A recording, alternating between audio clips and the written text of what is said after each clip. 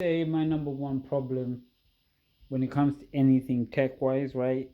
Like picking up a new tech something, it's like I want to be an expert at it and like anything at all. And I think that's an issue because it means that it takes more time to get to something,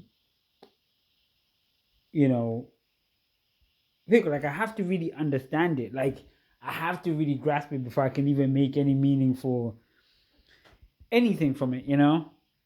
And if I don't understand it, I become more reluctant to use it or to make any use of it. So I always retract and attempt to like really get to the nuts and bolts of it. And sometimes it can be really difficult because right now I'm like on machine learning, which I'm really trying to get to the grasp of it, which I have. But what's and it can be relatively fun. So I think for me the most fun thing is probably the feature engineering side of it, essentially because I generally have a good enough understanding of what I'm trying to do and what it is I'm trying to present to the model.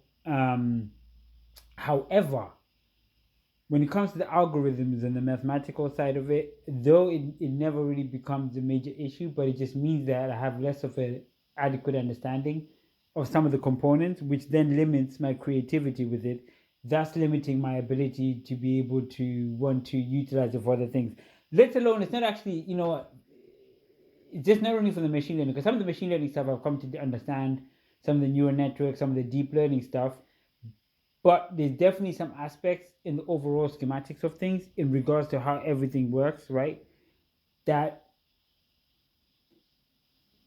from a mathematics perspective, that limits what I'm able to do with it, in terms of like, but obviously we solve those issues as we go along. But I'm just in general, I think that as an individual, I like those expertise because they give me confidence to be able to explore freely, right? And then that enables me to be more creative in how I approach things and what I can do and achieve with the said technology.